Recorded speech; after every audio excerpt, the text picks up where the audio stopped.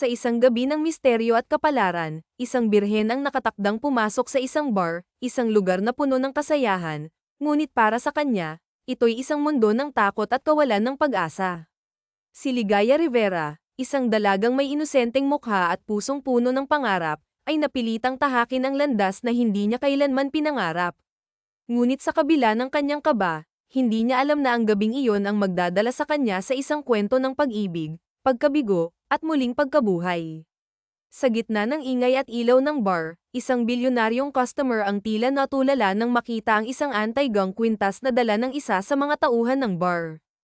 Ang kwintas na ito, na minsan niyang ibinigay sa kanyang kababata at unang pag-ibig, ay biglang bumalik sa kanyang buhay. Ito na nga ba ang matagal ko nang hinahanap, tanong niya sa sarili habang ang kanyang puso'y muling nabuhay sa alaala ng nakaraan.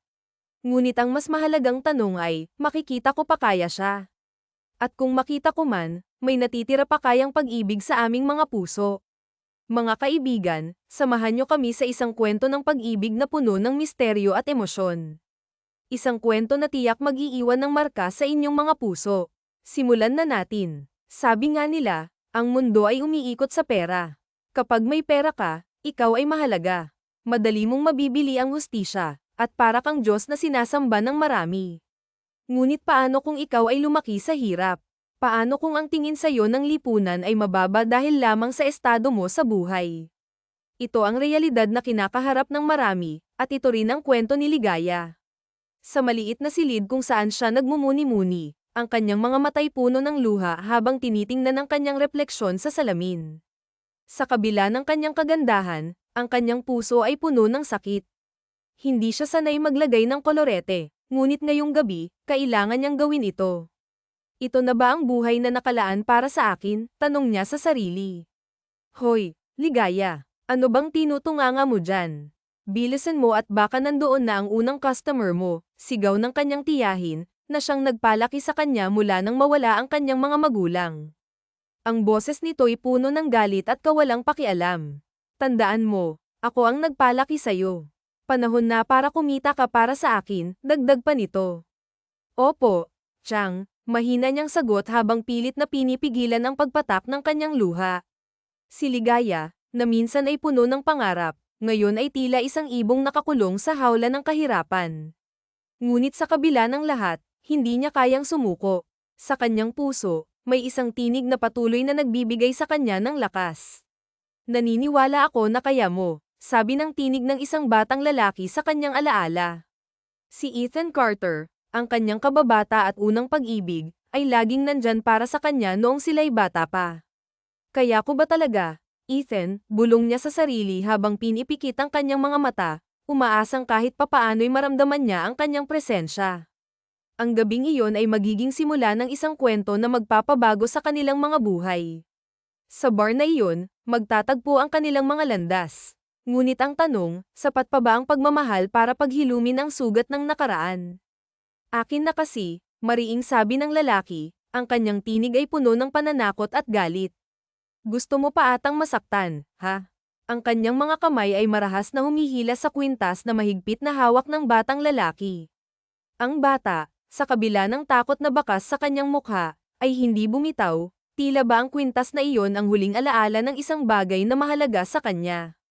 Hindi na bago kay Ligaya ang ganitong eksena, mga pandurukot at pagnanakaw ay tila ordinaryo na sa kanilang lugar.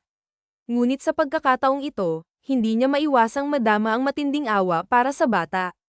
Ang kanyang maliit na katawan ay nanginginig sa takot, at ang kanyang mga mata ay puno ng luha.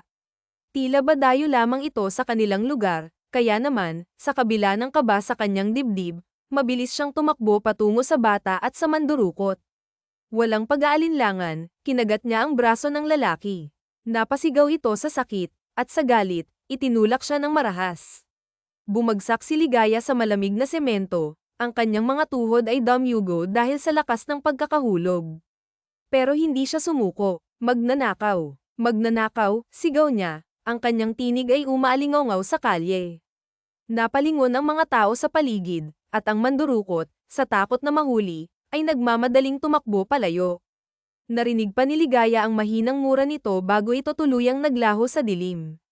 Salamat, sabi ng batang lalaki na ngayoy nakatingin sa kanya ng may pasasalamat at paghanga. Ako nga pala si Ethan Carter. Ikaw, anong pangalan mo? Tanong niya habang tinutulungan siyang makatayo. Ligaya ang pangalan ko, sagot niya, pilit na ngumingiti sa kabila ng sakit na nararamdaman. Sa susunod, mag-iingat ka, ha? Huwag kang lalabas mag-isa dito, lalo na kapag gabi. Maraming mandurukot dito, dagdag pa niya, ang kanyang boses ay puno ng pag-aalala. Simula noon, naging magkaibigan ang dalawa. Hindi naman kasi nalalayo ang barangay kung saan tumutuloy si Ethan Carter sa bahay nila. Sa mga sumunod na araw, madalas na silang nagkikita. Nalaman ni Ligaya na nagbabakasyon lamang si Ethan sa kanilang probinsya kasama ang kanyang ama. Sa kabila ng madalas niyang pagiging madungis at amoy pawis, hindi siya inalintana ng ama ni Ethan na makipaglaro sa bata. Isang araw, habang naglalaro sila, ikinwento ni Ethan na ang kwintas na muntik ng manako ay isang anti-gang alahas na may disenyong puso. Iyon pala ay isang mahalagang alaala mula sa kanyang ina na pumanaw na. Pareho nilang alam ang pakiramdam ng mawalan ng mahal sa buhay, kaya't sa murang edad ay agad silang nagkaintindihan. Engineer rin pala ang gusto mo. Tiyak na magiging magaling kang engineer, masayang sabi ni Ethan nang marinig ang pangarap ni Ligaya. Oo, sana. Kasi ganoon din ang trabaho ni Papa, eh. Ang kaso, mukhang malabo, sagot ni Ligaya, bakas ang lungkot sa kanyang tinig. Bakit naman, tanong ng batang lalaki, puno ng kuryosidad. Sabi kasi ni Tiyang Margaret Brooks, wala daw mararating ang mga kagaya naming mahirap. Kapag tumanda daw ako, magbebenta na lang daw ako ng laman para mabuhay kami, inosenteng sagot ni Ligaya, hindi lubos na nauunawaan ang kahulugan ng mga salitang iyon. Anong magbebenta ng laman? Inosenteng tanong ni Ethan. Basta, hindi ko rin alam, eh. Pero yun ang laging sinasabi sa akin ni Tiyang, sagot ulit ni Ligaya. Basta, naniniwala ako sa'yo. Alam ko na kaya mo. Ikaw pa ba? Ang galing-galing mo kaya, sabi ni Ethan, ang kanyang ngiti ay nagbigay ng kaunting liwanag sa puso ni Ligaya. Ngunit ilang araw lang ang lumipas, bigla na lang naglaho si Ethan. Hindi na siya muling nakita ni Ligaya. Sobrang lungkot ang naramdaman niya, pakiramdam niya ay muli siyang nawalan ng kakampi. Ngunit dala-dala niya hanggang sa paglaki ang mga magagandang sinabi ni Ethan sa kanya. Sa kabila ng hirap, pinilit niyang magpatuloy. Ang batang si Ethan Carter ang unang nagtiwala at naniwala sa kanya. Siya rin ang nagbigay ng lakas ng loob kay Ligaya na abutin ang kanyang mga pangarap. May bumili na rito, tsaka hindi mo afford ang presyo nito. Sabi ng tiyahin niya, ang boses ay puno ng yabang at kawalang respeto. Ang kanyang mga mata ay tila nagliliwanag sa kasakiman habang tinitingnan ang lalaking kausap. Wala pang isang segundo, mahigpit siyang hinailan nito papunta sa likod ng bar. Sa sobrang panghihina at takot, wala siyang nagawa kundi sumunod na lamang, kahit pa ang bawat hakbang niya ay tila papalapit sa isang bangin. Margaret Brooks, kanina pa naghihintay ang customer mo. Dalian mo na, sabi ng isang babaeng nakasalubong nila. Ang tono nito ay tila may halong panunuya, ngunit hindi iyon alintana ng tiyahin niya. Sa halip, mas lalo pa itong nagmadali, hinayla siya papasok sa isang silid na tila ba may itinatagong mga lihim na hindi dapat makita ng iba. Sir, magandang gabi po, bungad ng tiyahin niya, ang boses ay nag-iba, naging mas maamo, mas mapanlinlang. Pasensya na at medyo natagalan kami. Pero tingnan nyo naman, sir. Sobrang ganda, hindi po ba? Maputi at makinis ang balat, malusog ang dibdib, at higit sa lahat, birhen na birhen. Sure ako dyan, sir, kasi pamangkin ko ito, eh. No boyfriend since birth. Tinext ko na sa inyo ang presyo kanina, sir. Jackpot na jackpot kayo dito kasi kayo ang pinakaunang customer niya. Dugtong pa nito, ang bawat salita ay parang kutsilyong tumatarak sa puso ni Ligaya. Mariin niyang ipinikit ang kanyang mga mata habang naririnig ang bawat salita ng tiyahin niya. Nang inig ang gilid ng kanyang mga labi, pilit na pinipigilan ang mga luhang nagbabadyang bumagsak. Gusto niyang sumigaw, gusto niyang tumakas, ngunit nananatili siyang tahimik dahil sa takot. Takot na baka kung ano pa ang magawa ng tiyahin niya sa kanya kapag nagkataon. I'll take her for a month, narinig niyang sabi ng isang lalaking may baritonong boses. Napalingon siya. At sa kanyang paglingon, nakita niya ang isang lalaking hindi niya inaasahan. Sa halip na isang matandang may malaking tiyan na madalas niyang naiisip, ang lalaki ay gwapo, parang artista sa telebisyon. Ngunit kahit pa ganoon, hindi maalis ang kaba sa kanyang dibdib. Hindi niya kilala ang lalaki, at hindi niya alam kung ano ang mangyayari sa kanya. Isang buwan po, tanong ng kanyang tiyahin, halatang nagulat ngunit hindi maitago ang kasakiman sa kanyang boses. Yup, meaning, sa akin lang siya ng isang buwan. Bawal siyang tumanggap ng kahit na sinong customer, sagot ng lalaki, ang boses ay malamig ngunit puno ng kumpiyansa. Napalunok si Ligaya, ang kanyang lalamunan ay tila natutuyo sa sobrang takot. But I don't have cash now. Do you accept cards or checks? Tanong pa ng lalaki, tila ba walang pakialam sa laki ng halagang kailangang bayaran. Check po, sir. Check, sagot ng tiyahin niya, ang mga mata nito ay nagliliwanag sa tuwa. Habang pinipirmahan ng lalaki ang tseke, naramdaman ni Ligaya ang lalim ng titig nito sa kanya. Tila ba sinusuri nito ang bawat bahagi ng kanyang pagkatao. Agad niyang iniwas ang kanyang tingin, ngunit hindi niya mapigilan ang sunod-sunod na paglunok ng laway dala ng kaba. So, sa akin ka muna ng isang buwan, sabi ng lalaki matapos pirmahan ang tseke. You might want to say goodbye to your tita for the meantime. Isang buwan mo siyang hindi makakasama, dagdag pa nito, ang tono ay parang isang utos. Napalingon siya sa tiyahin niya, umaasa ng kahit kaunting awa o pag-unawa. Ngunit wala siyang nakita. Ang tiyahin niya ay abala sa paghawak ng tseke, tila ba walang pakialam kung ano ang mangyayari sa kanya. Hindi pa rin siya makapaniwala na kaya siyang ibenta ng tiyahin niya ng ganoon na lamang. Let's go, sabi ng lalaki. Ang boses ay malamig ngunit may halong lamang. Wala na siyang nagawa kundi sumunod, ang kanyang mga paa ay mabigat, parang may mga tanikala. Nang ipasok ng lalaki ang sasakyan sa harap ng isang napakalaking bahay, hindi niya mapigil ang mapang-angga. Hindi ito bahay, isa itong mansyon. Let's get inside, sabi ng lalaki, nakangiti. Tumango siya, ngunit ang kaba sa kanyang dibdib ay hindi nawawala. Hindi niya magawang tanungin ang pangalan nito o kung ano ang balak nito sa kanya. Ang kanyang isip ay puno ng takot at pangamba. Pagkapasok nila sa bahay, sinalubong sila ng katahimikan. Napakaganda ng loob ng mansyon, ngunit tila ba may lungkot na bumabalot dito. Maupo ka muna sa sofa, sabi ng lalaki, ang boses ay mahinahon. Wala siyang nagawa kundi sumunod. Nang makita niyang hinubad ng lalaki ang coat nito, mas lalo siyang kinabahan. Nang inag ang kanyang buong katawan nang maramdaman niyang umupo ito sa tabi niya. Hey, are you okay? Tanong ng lalaki, ang boses ay puno ng pag-aalala. Naramdaman niya ang mainit na kamay nito sa kanyang braso. Alam kong natatakot ka, but you should relax, Ligaya. Walang mangyayari sa atin, dagdag pa nito, ang tono ay puno ng lamang. Nagangat siya ng tingin, gulat sa narinig. Hindi ka nandito para sa kung anumang bagay na iniisip mo. Okay, I just need someone to talk to, sabi ng lalaki. Po, talaga po, sir, tanong niya, hindi makapaniwala. Just call me Ethan Carter, sagot nito, ang ngiti ay tila nagpapakalma sa kanya. You know, I grew up without having so much friends. Kaya siguro naging ganito ako.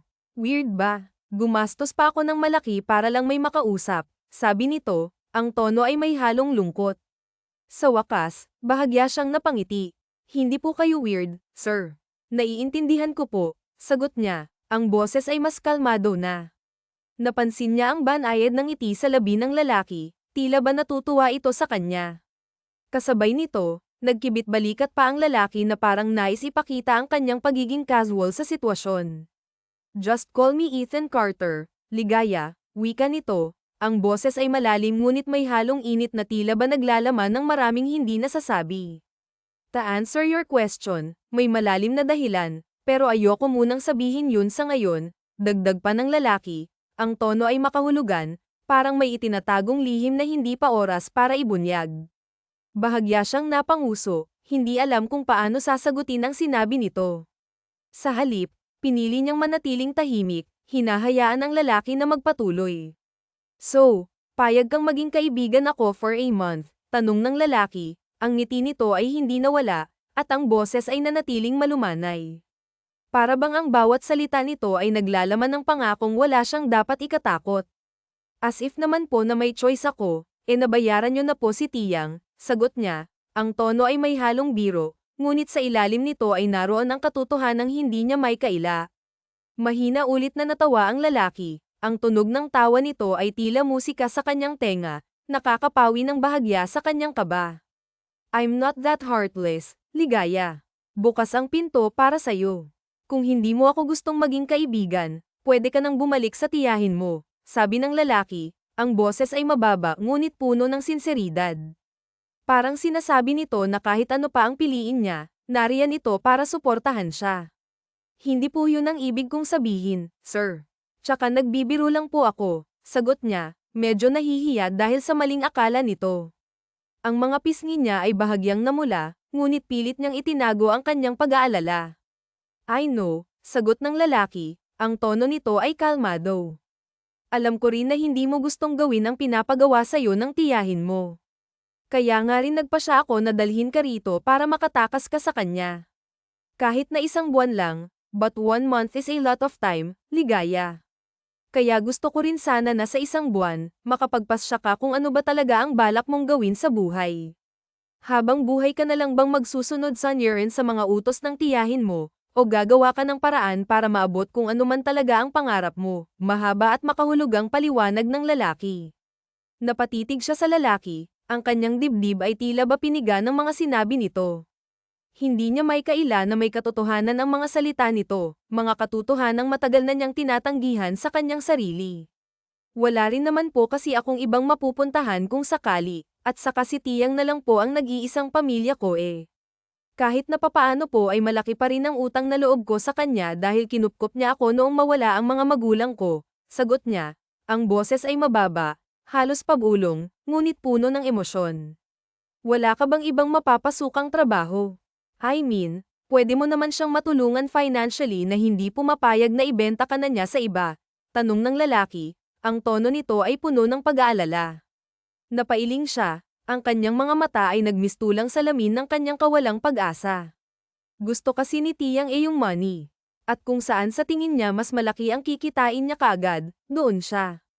Nagtatrabaho ako dati sa isang fast food at binibigay ko sa kanya lahat ng sahod ko, kasi nga mula pagkabata lagi na nga niyang sinasabi na magbenta na lang daw ako ng laman at yun ang bagay na kinatatakutan kong mangyari, pero hindi pa rin sapat sa kanya. Kaya yun, pinase niya ako at pinilit na heto, ibenta na lang, may halong pandulumong dagdag pa niya. Then, hindi siya mabuting tao kung ganun. Kahit pa sabihin natin na siya na lang ang nag-iisang pamilya mo, kaya ang tanong dito, siya ba, pamilya talaga ang turing sa'yo? Base kasi sa mga narinig ko mula sa'yo, sa tingin ko ay hindi, sagot ulit ng lalaki, ang boses nito ay malamig ngunit puno ng katotohanan. Natahimik siya, ang mga salita ng lalaki ay tumama sa kanya ng diretso, parang isang sibat na tumagos sa kanyang puso. Matagal na niyang nararamdaman iyon, ngunit ngayon lang niya narinig mula sa iba. Sa tingin niyo po ba kaya kung magsimula ulit na mag-isa kapag umalis na ako sa poder ni Tiyang, mahina ang boses na tanong niya, ang kanyang mga mata ay puno ng takot ngunit may bahagyang pag-asa. Naniniwala ako sa'yo. Naniniwala ako na kaya mo. Alam ko na kaya mo, walang pag-aalinlangang sagot ng lalaki, ang boses nito ay puno ng kumpiyansa na tila ba ito ang mismong lakas na kailangan niya. Nagulat siya, ang kanyang puso ay bahagyang lumuwag, at sa unang pagkakataon, naramdaman niya ang bahagyang liwanag sa gitna ng kanyang madilim na mundo. Napangiti siya, at sa ngiting iyon ay naroon ang konting pag-asa na baka nga may tsansa pa siyang magbago. Sa mga sumunod na araw, naramdaman ni Ligaya ang kakaibang kapayapaan sa bahay ni Ethan Carter. Ang lalaki ay laging nagpapakita ng kabutihan sa kanya, at kahit naabala ito sa trabaho, hindi nito nakakalimutan na kumustahin siya tuwing gabi. Sa bawat pag-uusap nila, mas lalo niyang nakikilala ang lalim ng pagkatao nito, isang taong may mabuting puso at sinseridad na bihira niyang makita sa iba. Magandang umaga. Nagluto na ako ng almusal, nakangiting sabi ni Ligaya isang umaga nang makita niyang bumaba na ang lalaki mula sa ikalawang palapag. Ang kanyang ngiti ay puno ng pagmamalaki habang itinuturo ang hapagkainan. Wow naman, inispoil mo na ako, biro ni Ethan Carter. Ang ngiti nito ay malawak, at ang tono ng boses ay puno ng lamang. Napalunok si Ligaya, hindi maipaliwanag ang bahagyang kilig na naramdaman niya. Palabiro ka talaga. Ang mabuti pa, umupo ka na lang rito at kumain bago ka pumasok sa trabaho. Gagawan din kita ng kape, sagot niya. Ang boses ay malumanay, ngunit ang kanyang mga mata ay puno ng kasiyahan. Sa bawat araw na lumilipas, mas lalo niyang nararamdaman na hindi siya nag-iisa. Sa piling ni Ethan Carter, natutunan niyang muling mangarap at umasa na may mas maliwanag na bukas na naghihintay sa kanya. Anyways, hindi ako papasok sa trabaho ngayon. Wala naman akong masyadong mga gagawin sa opisina kaya nag-decide ako na mag-day off na muna. Ikaw ba, may balak ka hanggang gawin ngayong araw? Mahabang wika pa nga ng lalaki bago nagsimula sa pagkain. Wala naman, dito lang sa bahay maghapon, malumanay nga na sagot ni Ligaya. If that's the case, gusto mo bang mamasyal tayo ng mall? Tanong ng lalaki at bahagya ulit siyang nakadama ng gulat kahit panormal na pagtatanong lang yun. Hindi niya alam pero ang una niyang naisip ay inaaya siya nitong mag-date. Pakiramdam tuloy niya na babaliw na nga siya kasi binibigyan niya ng meaning ang mga bagay na hindi naman dapat. Ano naman ang gagawin natin sa mall? Mababa ang boses at may halong kaning tanong naman niya. Kahit na ano. Pwede tayong manood ng sine tapos kumain tayo sa labas. Pagkatapos ay mag-grocery na rin tayo lalo na't mukhang paubos na ang stock sa mini pantry at ref, sagot naman ng lalaki. At saka alam ko na may mga kailangan kang bilhin for personal use like napkin, maybe, dagdag pa nga ng lalaki kaya agad nga siyang napaubo. Hindi kasi inakala ni Ligaya na maririnig niya yun mula rito. Ano bang gamit mo? Yung with wings o wala? Teka. Ano bang difference nun guys? Ang tanong pa nga ng lalaki. Sunod-sunod pa nga na napaubo ang ginawa ni Ligaya. Agad pa nga niyang naramdaman ang pag-iinit ng magkabilang pisngi niya dahil doon. Grabe namang tanong yan, tsaka kumakain tayo. Ano bang klaseng topic yan? Wika na nga lamang ni Ligaya kaya mahina na lang na natawa si Ethan Carter. Pasensya na, it doesn't mean anything. I mean, curious lang ako kung ano ang difference ng dalawa. Pero mag-mall tayo mamaya ha. Medyo matagal na rin kasi akong hindi nakakapagliwaliw dahil sa dami ng trabahong ginagawa at since nagpasya ako na mag-day off ngayon, might as well susulitin ko na, malumanay ang boses na saad nito. Tipid namang ngumiti si Ligaya bago tumango. Ikaw ang bahala, wala rin naman akong gagawin dito eh. Ang tanging naisagot na nga lamang niya. Ano ba normally ang ginagawa mo rito kapag wala ako? Tanong pa nga ng lalaki. Minsan nanonood ng TV, minsan naman nagbabasa ng mga libro sa mini library, pero madalas inaabala ko ang sarili ko sa mga gawaing bahay. Nililinisan ko yung mga pansin ko na medyo marumi na o kaya may agyo, sagot nga ng babae kaya marahang tumango si Ethan Carter. Gusto ko lang malaman mo na hindi kita pinagbabawalang umalis o lumabas ng bahay, okay? Like what I've said before, bukas ang pinto para sa'yo. I mean, it literally. Baka lang kasi naiisip mo na hindi ka pwedeng lumabas at naiinip ka na rito pero hindi ka lang nagsasabi. Mahinahong saad naman ni Ethan Carter. Okay lang naman ako rito at sa laki ng bahay, hindi naman ako naiinip, sagot na nga lang ulit niya. Sabi pa nga nito, tsaka gastos pa yun, sayang yung maiipon ko sana. Tumango ang lalaki, gusto mo bang kumuha ako ng kasambahay? I mean, para lang may gumawa ng mga gawaing bahay, hindi mo naman kasi trabaho yan. Tsaka parang may kasama at nakakakwentuhan ka pa rin dito, mababa ang boses na wika ng lalaki. Hindi na, madali lang namang gawin ang mga gawaing bahay eh. Kayang-kaya ko na yun, tsaka masyado ng malaki ang ginastos mo sa akin. Dun palang sobra na akong nagpapasalamat dahil pansamantala akong nakatakas sa tiyahin ko. Sa ganitong paraan lang ang alam kong gawin para kahit papaano makabawi ako sa'yo. Tsaka pasensya ka na ha kung medyo malaki yung siningil ng tiyahin ko, mukhang pera kasi talaga yon eh, mahabang sagot nga ni Ligaya. Pero sa totoo lang ay ayaw sabihin sa kanya ni Ethan Carter kung magkano ang binayaran niya sa tiyahin nito, pero tiyak siya na malaki yon. Pansamantala, you mean may balak ka pa ring bumalik sa tiyahin mo pagkatapos ng isang buwan? Nakakunot ang noon na tanong ng lalaki kaya saglit siyang natigilan. Sa totoo lang hindi ko rin alam. Hindi pa ako nakakapagdesisyon kung ano ang gagawin ko, mababa ang boses na sagot naman niya. Bahagya pa nga siyang nakadama ng pait kasi mula nung gabing ibenta siya ng tiyahin niya ay hanggang ngayon hindi pa rin ito nagpaparamdam sa kanya na hindi nga ito nag-text man lang para tanungin ang kalagayan niya o kumustahin siya.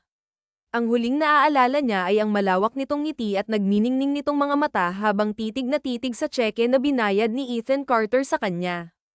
I can always give you a much more decent job, ligaya, kapag natapos ang isang buwan. Pwede ka ring pansamantalang manatili pa rito habang hindi ka pa nakakakuha ng sarili mong apartment o habang nag-iipon ka pa. I mean, alam ko na hindi kita dapat pangunahan sa mga desisyon mo pero nag-aalala lang naman ako sa'yo. Hindi ko gusto na gawin mo ang isang bagay na hindi mo naman gustong gawin, puno ng sinseridad na wika ng lalaki na siyang nagpangiti sa kanya. Alam ko naman yun kaya nga sobrang thankful ako sa'yo, malumanay na sagot nga niya. Hindi pa talaga tayo magkakilala pero dahil sa kabutihan mo, pakiramdam ko matagal na tayong magkaibigan. At gaya ng sinabi ko, gaya mo ay wala rin akong gaanong kaibigan sa paglaki ko kaya sobra talaga kitang naa-appreciate. Masaya ako na makilala at maging kaibigan ka, mahaba at puno ng sinseridad na dagdag pa nga nito. Hindi ba talaga, nakangiti at makahulugang tanong naman ng lalaki sa kanya. Ha, ano pong ibig niyong sabihin, nalilitong tanong naman ng babae. Mahina ulit na natawa si Ethan Carter bago nagkibit balikat. Masaya rin ako na naging magkaibigan tayo, ang tanging sagot na nga lamang nito. Kaya sa huli ay bahagya na nga lang siyang napanguso at hindi na nagtanong kahit pa ang totoo ang pakiramdam niya ay merong hindi sinasabi si Ethan Carter sa kanya. Nagpatuloy pa sila sa kwentuhan habang kumakain ng agahan. Nang matapos ay si Ligaya na nga rin ang nagligpit at naglinis ng mga pinagkainan tapos ay dumiretso na nga siya sa silid na pansamantalang tinutuluyan para maligo sa banyo na nasa loob nun. Nang matapos ay muli siyang bumalik sa sala at agad niyang nakita si Ethan Carter na prenteng nakaupo sa sofa habang hinihintay siya. Ready? Nakangiting tanong pa nga ng lalaki sa kanya nang makita niya ito kaya marahan na lang siyang tumango. Hindi naman na sila nag-aksaya pa ng oras na bumiyahe papunta sa pinakamalapit na mall. 9:00 ng umaga yun nang makarating sila. Gaya ng sinabi ni Ethan Carter sa kanya kanina habang kumakain sila ng agahan, agad silang dumiretso sa cinema para mamili ng mapapanood. Anong gusto mong panoorin? Tanong sa kanya ng lalaki habang nakatayo sila sa harap ng listahan ng mga showing na pelikula.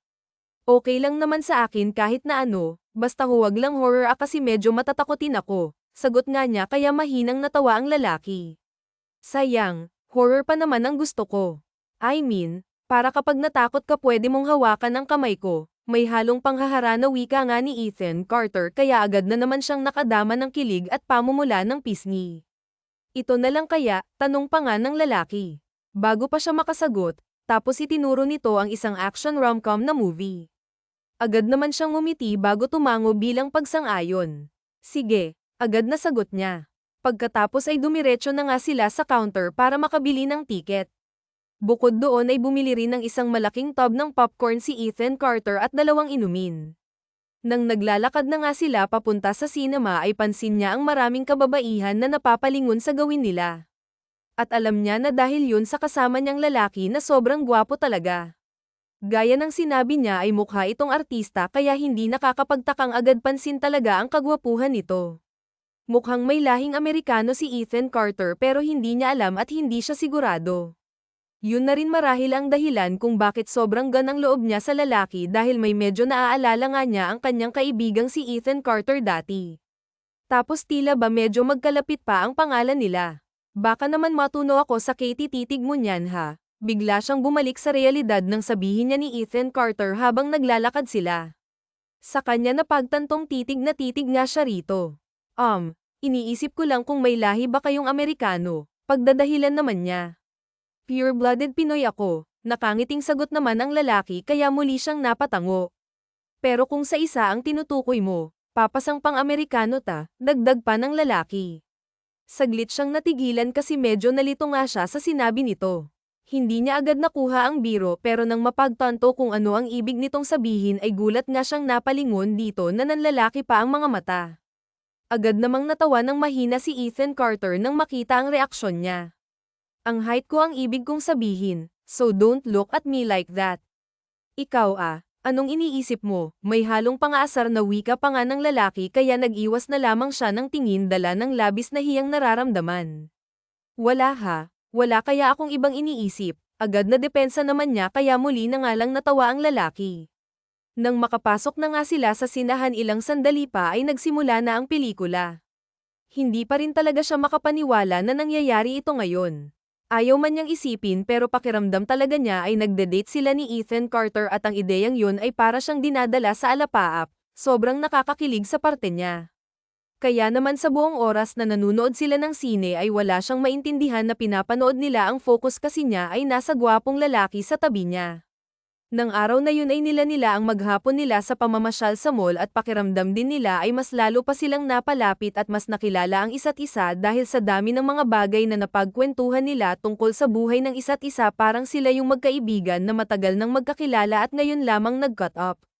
Mabilis pang lumipas ang mga araw at hindi yun namamalayan nila Ethan Carter dahil nga masaya sila sa bawat oras na magkasama sila at sa bawat araw na lumilipas mas nakikilala nila at mas nagiging malapit sila sa isa't isa. Oo nga pala, may selebrasyon ng company mamayang gabi para sa successful na start ng mga bagong branches dito. Gusto mong sumama sa akin? Nakangiting tanong ni Ethan Carter sa kanya isang umaga habang sabay silang kumakain ng agahan. Nako, hindi na siguro. Hindi naman ako empleyado ng kumpanya nyo. Agad na sagot naman niya kahit pa ang totoo ay natatakot lang siya na baka mapahiya nga niya ang lalaki kapag isinama siya nito. Hindi naman siya magaslaw na kumilos o kung ano, basta lang kasi may mga ibang businessman o mayayaman silang makasalamuha at hindi siya sanay sa ganoon. Come on now, ilang linggo na rin tayong magkasama sa iisang bubong kung iisipin para na tayong mag-asawa. Natatawang saad ni Ethan Carter kaya saglit siyang natigilan. Napakagat pa nga siya sa ibabang labi para mapigilan ang ngiti na dala ng kilig na nararamdaman, may punto naman kasi ang lalaki kahit na paano isipin para nga silang mag-asawa. Pinagluluto, pinaglalaba at inaasikaso kasi niya ang lalaki habang ang isa naman ay nagtatrabaho, kulang na lang ay sa iisang silid na nga rin sila matulog. What I mean is, dapat kilala mo na ako. Magkaibigan tayo, hindi ba? Kung iisipin, parang mag-best friend nga tayo eh. One more thing, I'm the boss kaya welcome ang lahat ng gusto kong isama at imbitahin doon. Look, hindi ko gustong isipin mo na pinipilit kita, but I want you to enjoy kaya sumama ka na sa akin. Okay, akong bahala. So, hindi naman kita pababayaan doon, mahabang dagdag pa nga ng lalaki. Sige na nga, ang tanging naisagot na nga lamang niya sa huli. Great. Uuwi ako ng hapon para matulungan kitang makapag-prepare, tapos sabay na tayong pumunta doon, wika ulit nito. Kaya tipid na nga lang siyang umiti bago marahang tumango. Malaki ang pasasalamat niya kay Nathaniel at alam niya na ilang beses na nga niya itong nasabi, pero yun ang totoo. Hindi lang dahil naging mabuting kaibigan ito sa kanya, kung hindi dahil na rin ang dami niyang mga bagong naranasan dahil sa tulong nito, kahit pansamantala lang. Kahit na papaano ay naranasan niya ang buhay na hindi niya inakalang mararanasan niya, ang masagana, masaya, at tila ba sobrang gaang na pamumuhay, yung tipong walang iniisip na kahit na anong problema at lagi lang na nakangiti. Pero kahit na ganun, alam ni Ligaya sa sarili niya na may hangganan ang lahat. Pagkatapos ng isang buwang na pagkasunduan, alam niya na kailangan na nga niyang bumalik sa kanyang realidad. Hindi niya alam kung ano ang mangyayari kapag nangyari yun, pero umaasa nga siya na maging magkaibigan pa rin sila ng lalaki. Oo nga pala, aalis ako ngayong araw.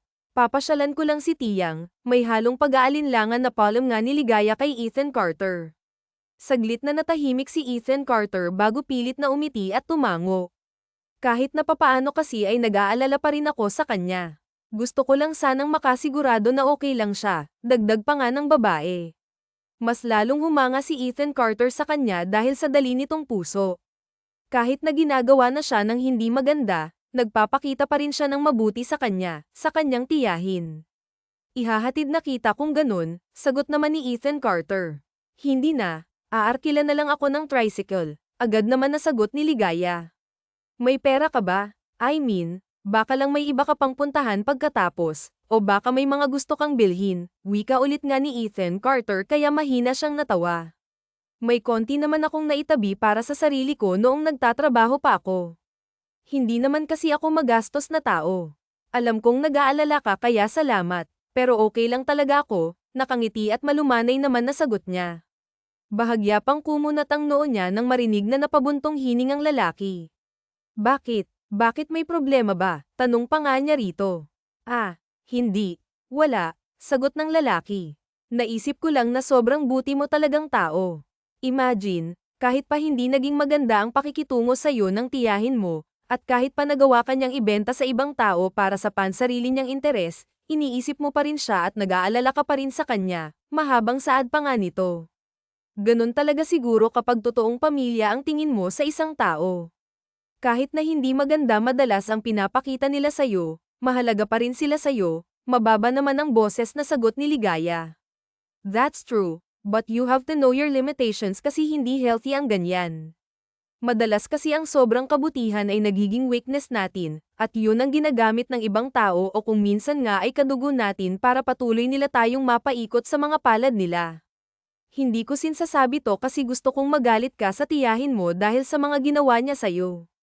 Ang gusto ko lang sabihin ay minsan okay lang na mag-set ng boundary sa mga tao na hindi healthy sa buhay natin.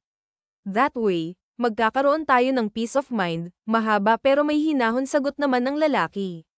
Tipid na lang ulit ng umiti si Ligaya dahil sa narinig.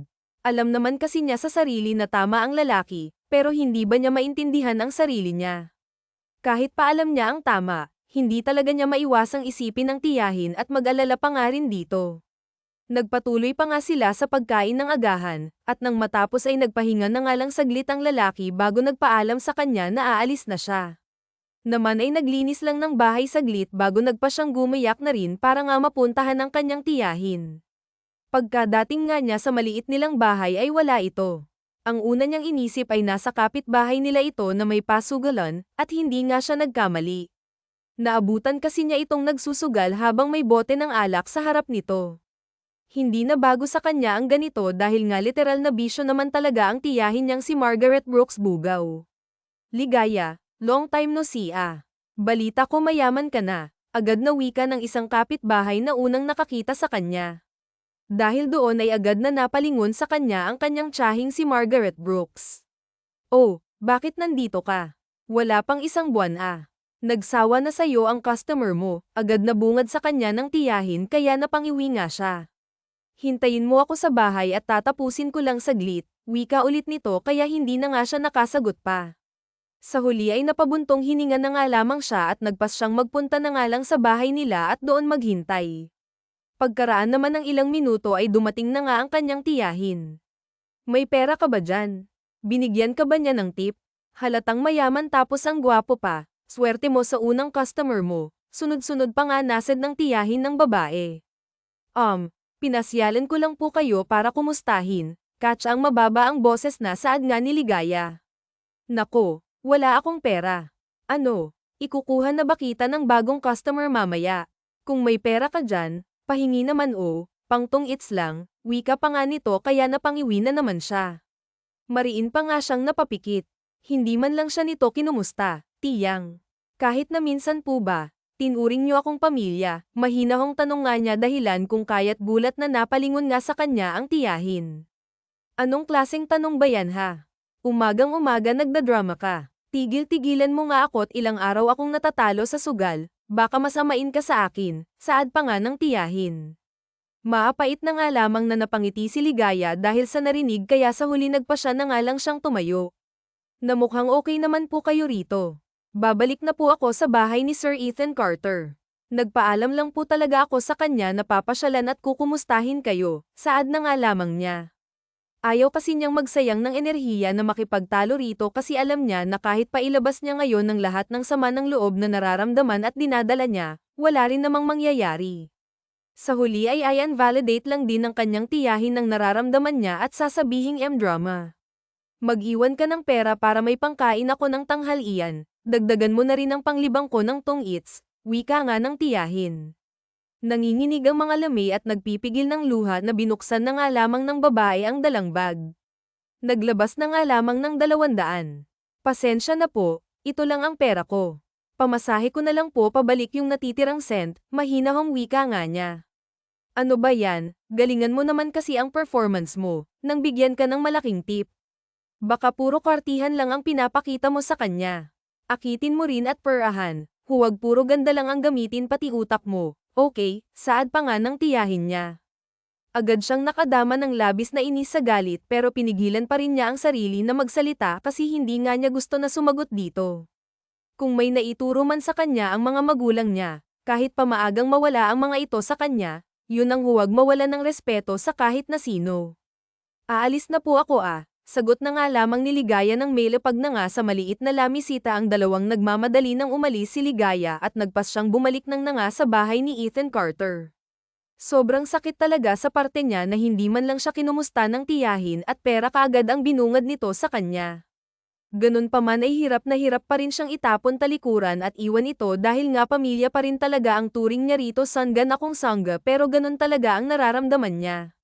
Sa araw na yun ay nagpa siya nga si Ligayang abalahin na nga lamang ang sarili sa panonood ng telebisyon o kung hindi kaya ay pagbabasa ng mga libro sa mini library gaya ng mga nakasanayan na niyang gawin sa bahay ng lalaki sa ilang linggong pananatili rito.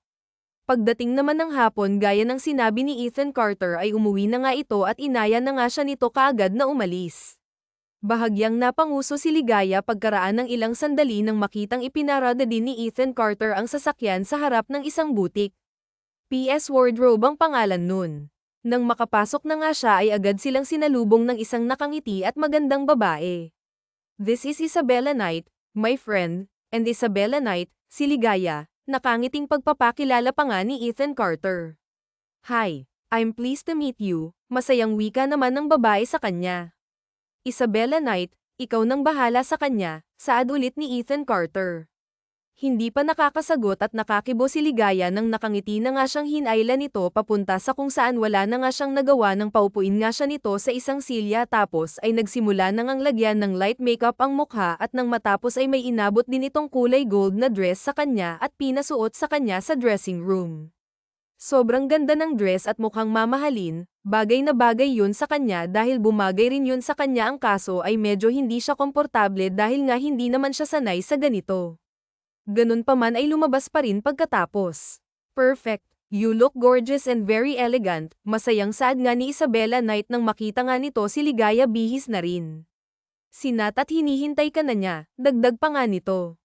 Saglit pang natigilan si Ligaya nang marinig ang pangalang itinawag ni Isabella Knight sa lalaki. Muli na naman kasi niyang naalala ang batang naging kaibigan niya noon, si Ethan Carter.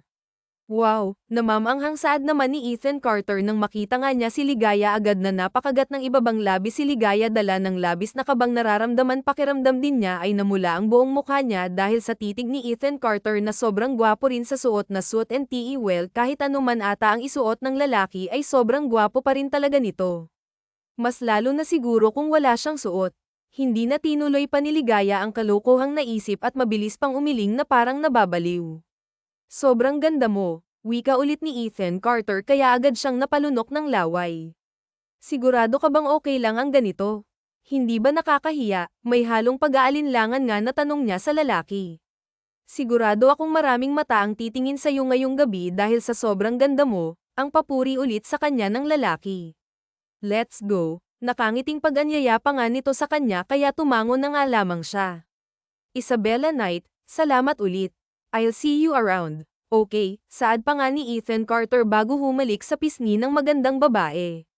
Agad na nag-iwas ng tingin si Ligaya kasi pakiramdam niya bahagya siyang nakadama ng selos dahil sa nasaksihan kahit wala naman siyang karapatan at wala naman siyang dapat ikaselos. Ganun pa man ay mas pinili nga niya na iwaksi yun sa isip niya at huwag na nga lang pansinin after all alam naman kasi niya na hindi talaga pwedeng magselos ang isang kagaya niya sa kagaya ni Ethan Carter aminado siya sa sarili niya na nitong mga nakaraang linggo na nakasama niya ang lalaking naging sobrang ganang loob niya rito paano ba naman kasi napakabait niya. Bakramdam nga rin niya ay nahuhulog na nga siya rito dahil sa taglay nitong kabutihan pero ayaw niyang i-entertain ang sariling nararamdaman dahil natatakot nga siya na baka hindi sila pareho ng nararamdaman ng lalaki. Natatakot siya na baka masaktan lang siya sa huli. Nang makarating sila sa venue ng party ay agad na nakadama ng pagkamangha si Aya dahil sa ganda ng pagkakaayos ng lugar. Sobrang dami ring tao, na bihis lahat, at tila ba nagsisimula ng mag-enjoy sa masayang gabi. Sir Ethan Carter, magsisimula na po. Tatawagin po kayo sa stage in a few minutes para sa speech nyo, nakangiti at magalang na wika ng isang babae na lumapit sa table kung nasaan sila. Okay, thank you, Saad naman ang lalaki pero lumingon sa kanya at sabing, "Will you be fine here?" "Mabilis lang ako," saad nga ng lalaki kay Ligaya. "Oo naman," sagot naman ito agad. Namang tumayo si Ethan Carter mula sa pagkakaupo tapos nagpa siya ng maglakad papunta sa stage nang tawagin siya ng host. Medyo nagulat pa nga si Ligaya nang may dalawang lalaki ang umupo rin sa mesa nila, mukhang nasa edad na ang mga ta. "I'm Nilo Del Firo, tatay ni Ethan Carter, and you are?" Nakangiti at malam na tanong ng isa sa kanya na siyang labis niyang ikinagulat. "Ah, magandang gabi po sir." "Ligaya po, Sofia Rivera." May halong kaba na pagpapakilala sa ng lalaki. "Mukhang magaling pumili ang anak mo kagaya mo, kumpare." Nakangiting saad naman ang kasama ng ama ni Ethan Carter. "I'm Victor Reed. Connected ka ba sa mga Fausto na nagmamay-ari ng hotels and restaurants na sa CES?" Tanong pa nga nito. Umiling naman si Ligaya kaagad. "Nako, hindi po sir." Mababa ang boses na tanong niya. "Hindi. Then what do you do for a living?" "Ang mga magulang mo, ano ang pinagkakaabalahan?" Kuryoso tanong pa nga nito sa kanya. "Kumpadre, huwag mo namang i-pressure ang date ng anak ko at baka isipin na balak ko na silang ipakasal." Pagbibiro naman ng tatay ni Ethan Carter. "I'm just asking her, kumpadre." Natatawang sagot naman ang lalaki rito. Sagot na nga lamang ni Ligaya, "Wala na po ang mga magulang ko eh. At dati po akong nagtatrabaho bilang isang waitress sa isang fast food chain." Mababa ulit ang boses na sagot naman ni Ligaya. Agad pa nga siyang nakadama ng takot kasi alam niya sa sarili na isang bugaw ang tiyahin niya at kaya siya naging kaibigan ni Ethan Carter ay dahil ibinenta siya nito sa lalaki ito, ang isang bagay na ayaw mangyari ni Ligaya, kaya ayaw sana niyang sumama kay Nathaniel. Baka kasi dahil sa estado ng buhay niya ay mapahiya lang niya ang lalaki, bagay na siyang ayaw niyang mangyari. "Oh, okay." Sagot naman ng lalaking nagtanong na tila ba nakadama ng kaunting disappointment. "Iya, if I may ask, ano bang tinapos mo sa kolehiyo?" Mahinahong tanong naman sa kanya ng tatay ni Nat. High school lang po kasi ang tinapos ko. Hindi na po ako nakatungtong sa kolehiyo dahil sa kawalan ng pera. Mas pinili ko po na magtrabaho agad para makatulong sa tiyahin ko na kumupkop sa akin. Pero may balak naman po akong mag-aral ulit." Magalang na sagot nga ni Ligaya. "Tama yan, Iya. Wala namang pinipiling edad ang edukasyon. I mean, kahit na ano pang tinapos mo, at the end of the day, nasa diskarte mo pa rin naman yan. Pero iba pa rin ang may tinapos kahit na papaano. Tandaan mo yan." Nakangiti at malumanay na saad pa nga nito. Agad siyang napangiti kasi tilbas sobrang ganding kausap ng tatay ni Ethan Carter. Halata sa paraan ng pananalita nito na mabuti rin siyang tao gaya ng anak niya. Hindi na nakapagtataka na sobrang buti rin ni Ethan Carter. Pakiramdam din niya ay nakita na nga niya sa kung saan ang lalaki dahil pamilyar ito sa kanya, pero hindi niya matandaan kung saan at kung kailan. "Good evening." Hindi na nga siya nakasagot nang marinig ang boses ni Ethan Carter na nasa stage na kung kaya't sabay-sabay silang napalingon doon. "Well, first and foremost, I want to thank God for always blessing us with good things. Second, gusto ko rin pong magpasalamat sa mga taong naniwala at nagtiwala sa amin. We wouldn't be here today kung hindi po dahil sa inyo. And third, I want to thank the person who inspires me to be better and to do well in life." Nakangiting. Panimula nito, bago po namin pagplanuhan ni Dad na magbukas ng mga branches dito, alam namin na hindi magiging madali. Wala naman kasing madali sa mundo at lahat ay kailangang paghirapan. Isa pa, isang malaking risk ang business. Madalas, nakakatakot sumugal, pero kung patuloy tayong matatakot ay wala namang mangyayari at magbabago. But despite all the challenges, who would have thought na nandito tayo lahat ngayon para i-celebrate ang successful start ng bagong branches ng ating hardware, gas station, real estate, at iba pa. Hindi po ba? Well, ayoko namang patagilan pa ang speech na ito. I just want to thank each and every one of you, at gusto ko lang ding sabihin na habang buhay pa tayo, hindi pa huli ang lahat para abutin natin ang mga pangarap natin. Nakahuhulog ang speech ni Ethan Carter habang titig na titig sa kanya. Pakiramdam tuloy niya ay may nais itong iparating, pero hindi naman niya moari kung ano. Sometimes it's hard, but life is a risk that we have to take. Just do good things and good things will follow. Iyon lang po, and enjoy the night. Saglit pa nga siyang ngumiti kay Ligaya bago nga nagpalakpakan ang lahat. Nagtataka naman si Ligaya dahil parang sobrang makahulugan naman ata ng sinasabi nito habang nakatingin pa sa kanya. Parang nakaramdam tuloy siya ng kakaiba. Pagkatapos noon ay naglakad na nga pababa ng stage si Ethan Carter para makabalik na nga sa pwesto nila Dad. I didn't know that you'd be here. Nakilala nyo na po ba si Ligaya? Nakangiting saad pa nga ni Ethan Carter. I wouldn't miss this, I hope. And yes, nakilala ko na siya. You have a good friend here. Masayang sagot naman ng ama sa kanya. Congratulations, anak. You never failed to make me proud. Dagdag pa nga ng ama ni Ethan Carter. Nang magsimula na nga silang kumain ng dinner ay tahimik lang si Ligaya na nakikinig sa usapan ng tatlong lalaking kasama niya. Madalas ay puro tungkol sa negosyo at hindi naman siya makarelate. Although, minsan naman ay tinatanong at kinakausap din siya ni Ethan Carter, maging ang ama nito. Dahil doon ay napagtanto nga niya kung gaano kay Totong kalayo ang agwat ng buhay nila ng lalaki. Pakiramdam niya ay para itong isang bituin na ang lapit kong tanawin pero imposibleng maabot. Oo nga pala, Iya, kung mag-aaral ka ulit sa kolehiyo, anong kurso ang kukunin mo? Tanong sa kanya ng tatay ni Ethan Carter. Simula pa po nung bata ako, pangarap ko na po maging engineer gaya ng papa ko, nakangiting sagot naman niya. Nakita niya na napangiti rin si Ethan Carter dahil sa sinabi niya. Engineer ang papa mo. Fausto, right? Medyo gulat na tanong nito. Bahagya namang kumunat ang noo niya bago tumango.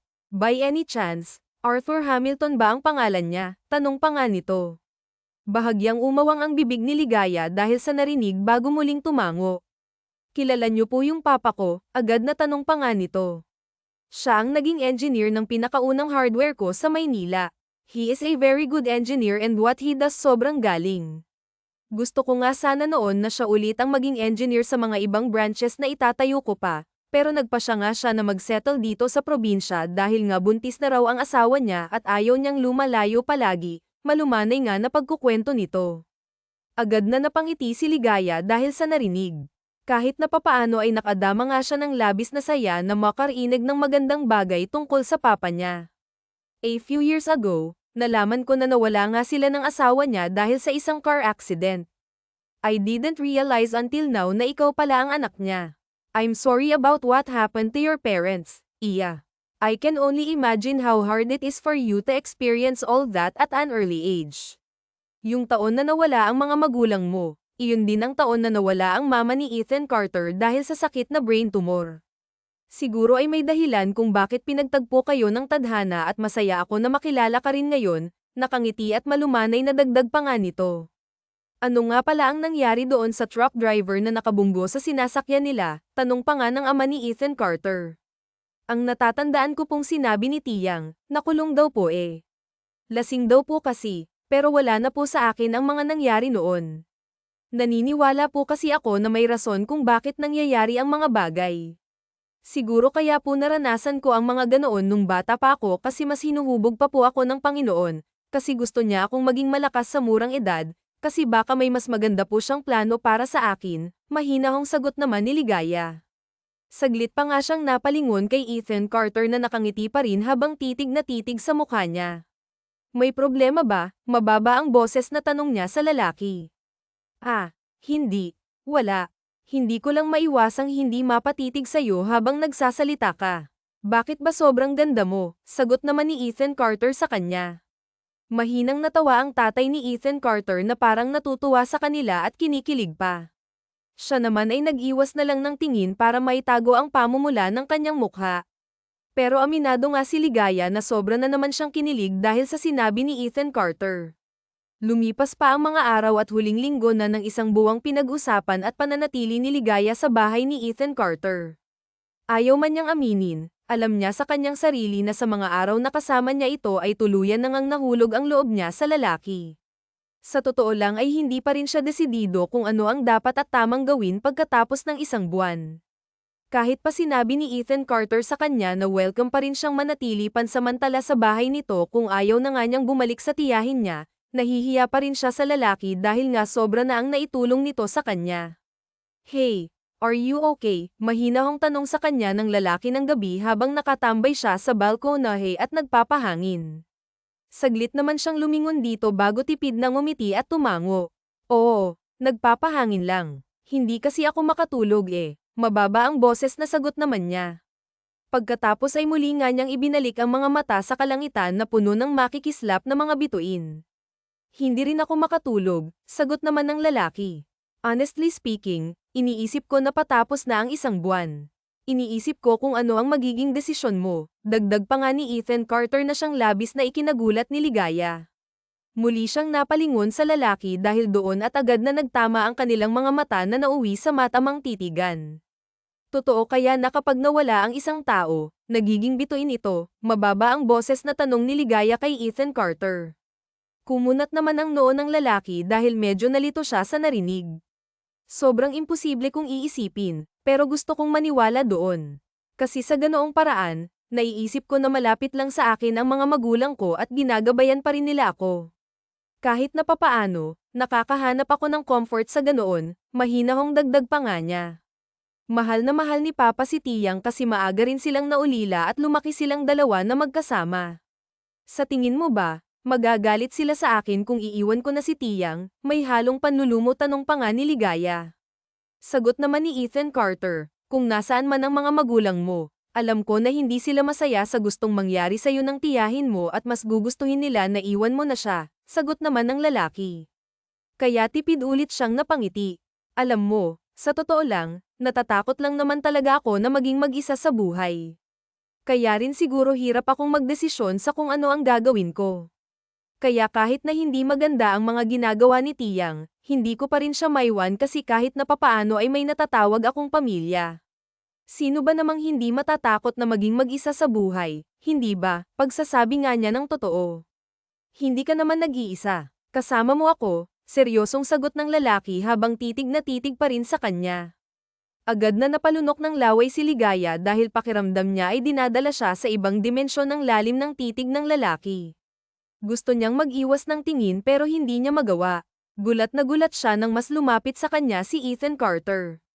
Para rin siyang nagugat sa kinatatayuan niya na hindi makagalaw. Ilang sandali pa ay marahang yumuko ang lalaki at gamit nga nito ang boses na tila nang aakit, "I've been wanting this for days now, Ligaya. I'm sorry but I can no longer hold myself back." Hirap na hirap ang boses na saad nito bago siya nito dinampian ng halik sa labi. Mahinang napasinghap si Ligaya nang maramdaman ang malambot na labi ng lalaki. Bahagya pang umawang ang bibig niya dahilan kung kaya't mas nabigyan si Ethan Carter ng pagkakataon na mas halikan pa siya hanggang sa mahanap na nga lang niya ang sarili niya na hinahalikan din ng lalaki pabalik. Isang mainit at malalim na halik ang pinagsaluhan nila habang ang preskong hangin ay niyayakap ang kanilang mga palat.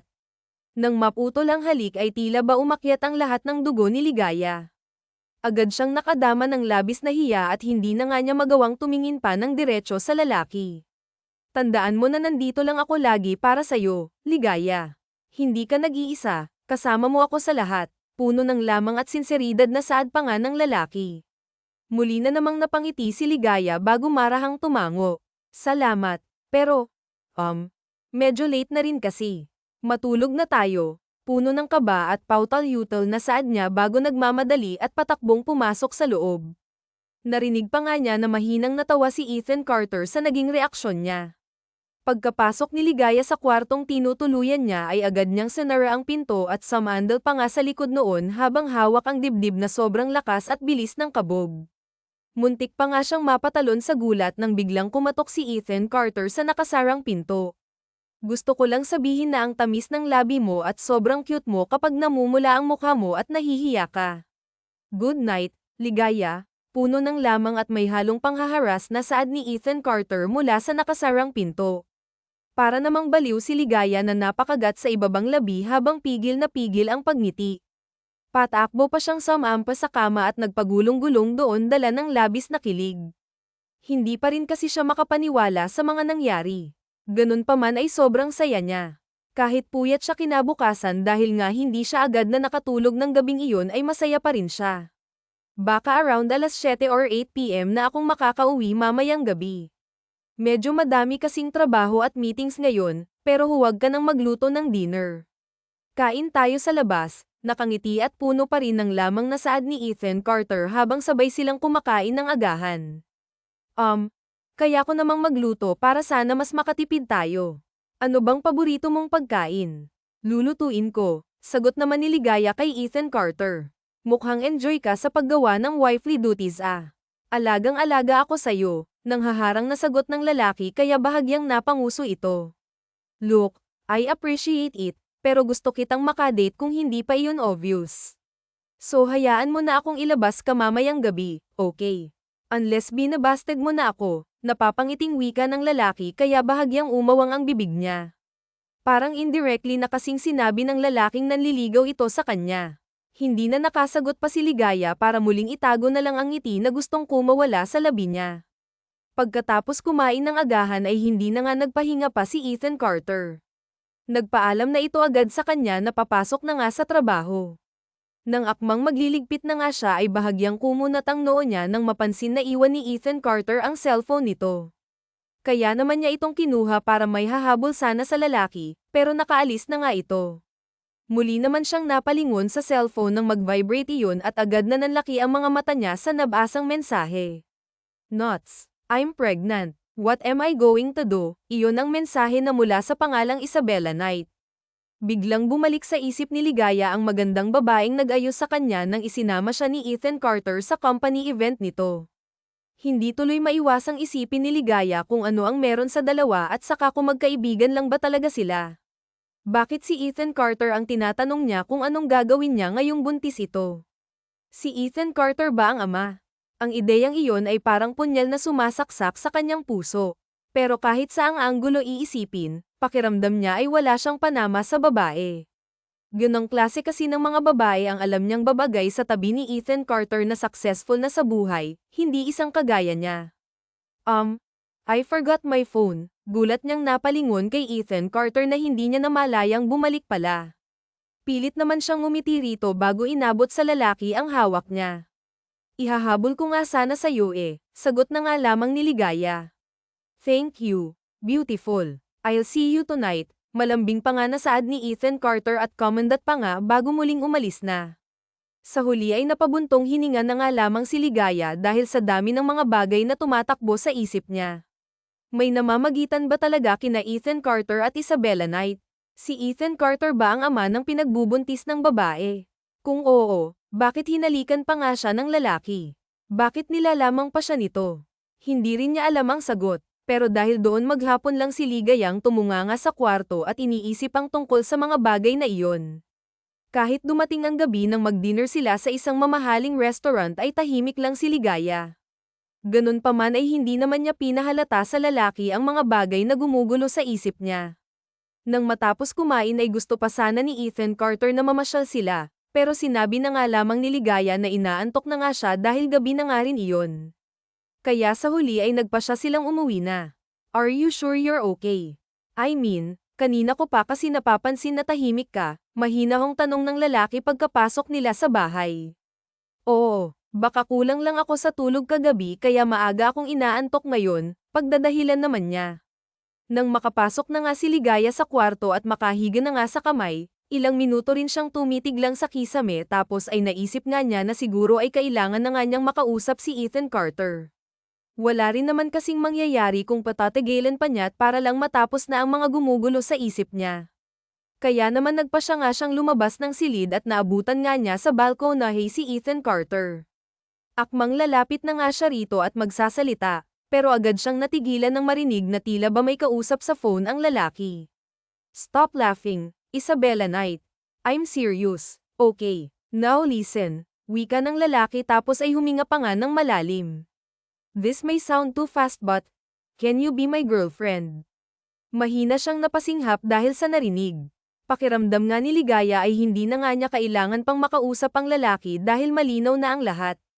Kaya naman muli na nga lang siyang naglakad pabalik sa silid niya at ayaw man niya ay hindi na nga niya napigilan ang sariling mapaiyak ng gabing iyon. Hindi ulit siya agad na nakatulog, pero nakapagpasya na nga siyang aalis na at babalik na lang sa tiyahin niya.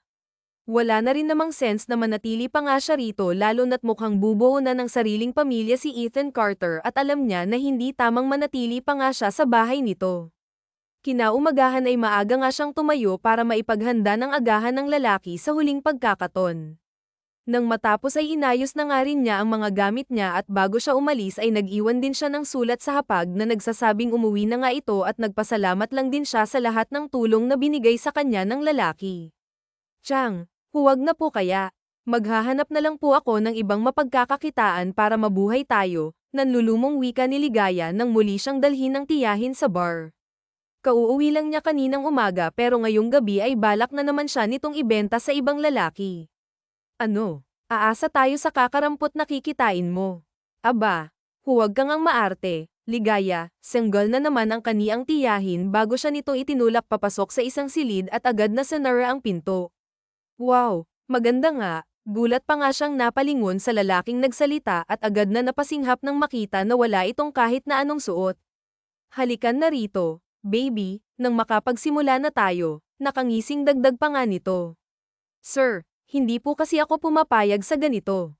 Kakausapin ko po yung tiyahin ko. Huwag mo akong aaran at binayaran na kita. Agad na sanggal naman ang matandang lalaki bago siya nito mahigpit na hinawakan sa kamay at pilit na hinayla papunta sa kama. Sinubukan ni Ligayang magpumiglas, pero sadyang mas malakas ang lalaki sa kanya. Kaya mariin na nga lamang siyang napapikit nang marahas siyang itinulak ng lalaki pahiga sa kama. Gulat naman silang napalingon sa lalaki nang biglang nagbukas ng marahas ang pinto. Agad na napaluha si Ligaya at nakahina ng maluwag nga ang makita si Ethan Carter kahit pamukha itong galit ay alam niyang ligtas na nga siya. Nagmamadaling lumapit si Ethan Carter sa lalaki at walang paabi niya itong sinapak. Agad naman itong napahiga sa kama at napadaing dala ng sakit na natamo. Pagkatapos noon ay marahas na nga siyang hinayla ni Ethan Carter palabas ng bar. Ilang beses ko nang sinabi sa'yo na huwag ka nang babalik sa tiyahin mo. Ano ka ba naman, Ligaya? Nag-iisip ka ba ha? Galit na sanggal nga ng lalaki nang nasa parking lot na nga sila. Paano kung hindi ako nakarating agad? E di napahamak ka na, nag-aalalang sabi nga nito. Sorry, nanlulumo at naiiyak na nga nasagot niya. Bahagya pa nga siyang napayuko dala ng pinaghalong takot at hiya na nararamdaman. Pero agad din namang gaman ang loob niya nang maramdamang niyakap siya ng lalaki. Bakit pa kasi bigla ka nalang umalis, ha? May nagawa ba ako na hindi mo nagustuhan? Akala ko okay lang tayo. Ano bang problema? Sunod-sunod na saad ng lalaki na sa puntong yun ay mahinahon na ang kanyang boses. Mariin namang napapikit si Ligaya dahil doon. Parang hindi kasi tama na manatili pa ako sa bahay mo gayong bubuo ka na ng sarili mong pamilya. Mahina ang boses na sagot ni Ligaya. Agad na kumawala sa yakap ang lalaki bago siya nito tinignan na may halong pagtataka. What do you mean? Nalilitong tanong ni Ethan Carter. Narinig kita kagabi, tinanong mo si Isabella Knight kung pwede mo na ba siyang maging girlfriend. Nabasa ko rin ang text niya sa'yo nang hindi sinasadya na buntis siya. Pagsasabi niya ng totoo, hindi ko alam kung bakit mo pa ako hinalikan, pero alam ko na mabuti kang tao kaya huwag mo na siyang sasaktan at lokohin pa. Malungkot na dagdag pa nga ni Ligaya.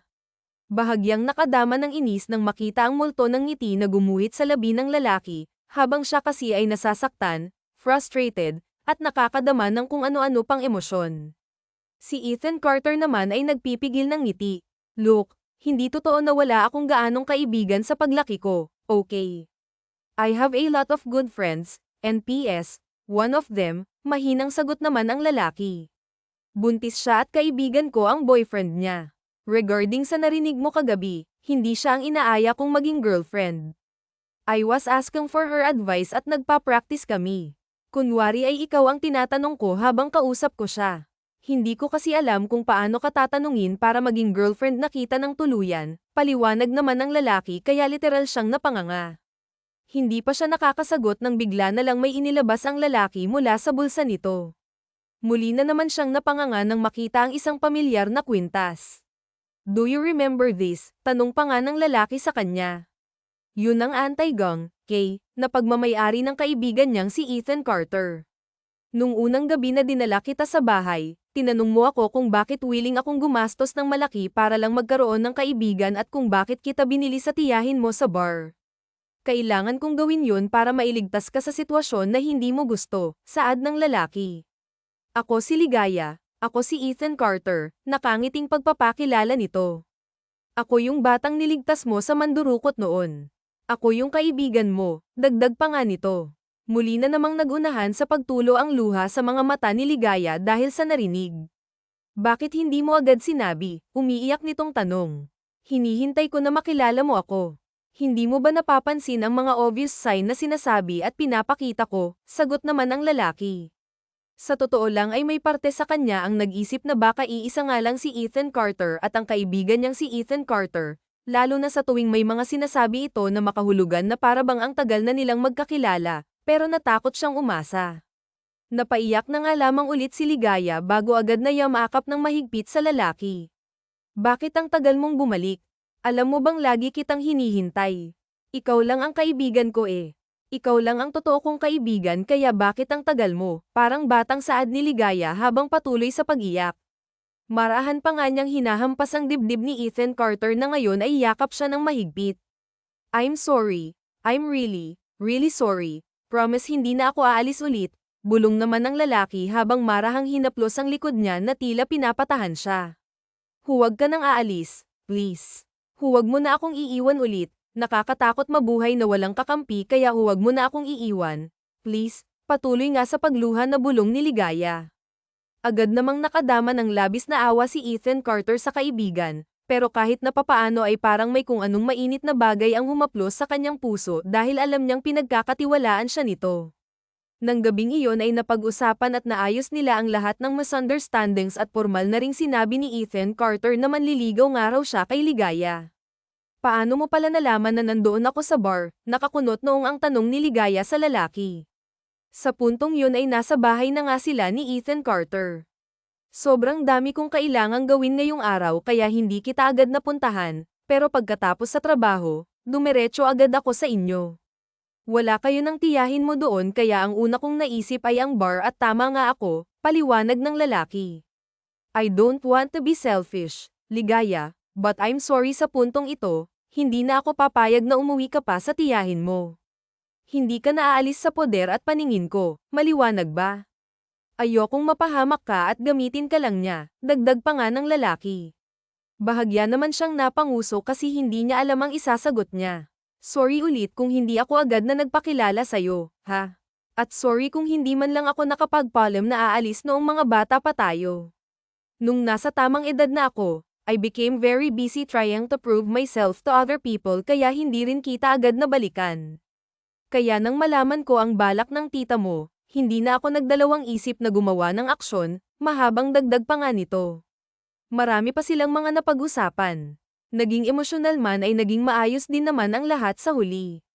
Kinabukasan, habang sabay silang kumakain ng agahan ay nakatanggap ng tawag si Ligaya mula sa hindi pamilyar na numero. Nang sagutin niya yon ay nalaman niya na mula yun sa police station. Sinabi nila sa kanya na nakakulong daw ang tiyahin nito dahil sa pagiging bugaw. Bukod doon ay dahil na rin daw sa pinagbabawal na gamot. Siyempre, sobrang nagulat si Ligaya sa narinig. Pero nagpasya pa rin siya na puntahan ito at sinamahan naman siya ni Ethan Carter. Gawan mo ng paraan, Ligaya. Hindi ako pwedeng magtagal dito. Piyansahan mo ako, giit ng tiyahin niya nang kaharap na nga nila ito. Noon bailable po ang human trafficking sa pagkakaalam ko at isa po yun sa mga kaso nyo, mahinahong sagot naman ni Ethan Carter. Aba, wala akong pakialam. Kailangan kong makalabas dito, sanggal naman ito. Tiya, mahinahong saad naman ni Ligaya. Sobra po akong nagpapasalamat kasi kinupkop niyo ako nang mawala ang mga magulang ko. Kahit na ni minsan hindi ko po naramdaman na pamilya ang turing niyo sa akin, masaya pa rin po ako kasi nagkaroon pa rin po ako ng pamilya dahil sa inyo. Pero, tiya, kung nandito po si Papa, sa tingin niyo po ba matutuwa siya sa mga gusto niyong ipagawa sa akin? Sa tingin niyo po ba matutuwa siya sa mga ginagawa niyo, emosyonal na saad nito? Tigilan mo ako sa mga drama mo, Ligaya, ha? Gumawa ka ng paraan para makalabas ako dito, muling giit ng tiyahin niya kaya naman mariin na lang na napapikit si Ligaya para pigilan ang luha sa pagtulo. Kahit anong gawin niya, hindi niya mapalambot ang tiyahin niya. Tiya, gusto ko pong magsimula ulit sa buhay. Gusto ko po na may marating ako, gusto ko po na matupad ang mga pangarap ko. Hindi yung magbebenta po ako ng laman para sa pera gaya ng gusto niyong gawin ko. Pasensya na po kung wala akong magagawa para mailabas kayo rito, mariing saad na nga nila. Wala kang gagawin. Wala kang utang na loob. Sana pala hindi nakita kinupkop noon. Wala kang kwenta, sigaw nito sa kanya. Aalagaan ko po siya at sa pananatili niyo po rito sana ay may mga natutunan kayo at matututunan pa kapag nakalaya na po kayo at nagbago. Hindi po kami magdadalawang isip na tanggapin at tulungan kayo, wika naman ni Ethan Carter. Mga walang kwenta. Bahala kayo sa mga buhay niyo, galit na sigaw pa nga ng tiyahin ng babae bago padubog na tumayo at iniwan na sila. Nang makaalis na nga ito ay saka muling napaiyak si Ligaya. Sa totoo lang, sobrang bigat nito sa puso niya. Masakit at mahirap sa kanyang ganito, pero wala naman siyang magagawa at tumasa na nga lamang siya na magbabagong buhay rito ang tiyahin niya dahil gaya ng sinabi ni Ethan Carter kapag nakalaya na nga ito ay hindi naman siya magdadalawang isip na tulungan at tanggapin ito. Sa mga sumunod na araw ay nagpatuloy naman sa panliligaw si Ethan Carter kay Ligaya. Pumayag siya na pansamantalang tumuloy sa bahay ni Ethan Carter tapos ay humanap nga siya ng mapapasukang part-time job at nag-enroll sa kolehiyo.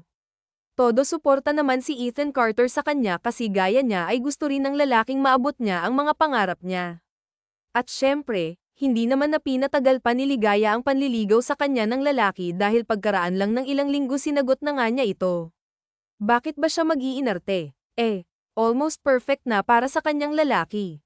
Gwapo na, malambing, mabait, at supportive pa.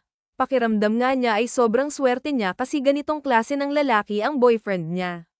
Mabilis na lumipas ang 5 taon at sa kasalukuyan ay may isang anak na nga sina Ethan Carter at Ligaya na mag-iisang taong gulang na.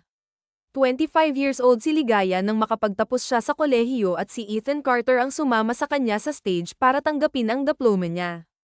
Nang araw ding yon ay nagulat siya nang lumuhad sa harap niya si Ethan Carter at inaya na nga siya nitong magpakasal. Nahihiya man dahil sa dami ng taong nanunood ay hindi pa rin siya nagdalawang isip na pumayag. Pagkalipas ng 1 buwang preparasyon, pagkatapos noon ay kinasal na nga sila. Hindi pa siya tuluyang nagiging engineer gaya ng pangarap niya, nakabuo na nga sila ng panganay si Baby Lucas Green. Pero okay lang kay Ligaya yon at least ay may degree na siya. Bukod doon, kung dati ang pangarap niya ay maging engineer, ngayon naman ang pangarap niya ay maging mabuting asawa kay Ethan Carter at maging mabuting ina sa anak at mga magiging anak pa nila. Sa totoo lang, hindi naging madali ang lahat sa mahigit 5 taong relasyon nila. Gaya kasi ng ibang relasyon ay dumadaan din sila sa mga pagsubok, pero wala naman silang hindi kinakaya. Ang tiyahin naman ni Ligaya na si Margaret Brooks ay nakakulong pa rin. Pinapasyalan naman nila ito sa tuwing may pagkakataon at sa ilang taong nasa kulungan nito ay tila ba marami itong aral sa buhay na natutunan. May isang pagkakataon kasi na umiiyak ito sa harap ni Ligaya at paulit-ulit na humingi ng sorry sa mga bagay na nagawa niya rito. Masaya naman siya dahil sa nangyari at umaasa rin siya na dumating ang araw na mabigyan ito ng parol at makalaya na para makasama na rin nila ito. Naging maayos at masaya naman ang lahat at sa tingin nila ay wala na nga silang mahihiling pa. Simple man ang naging kwento, tiyak naman nakakapupukaw ito ng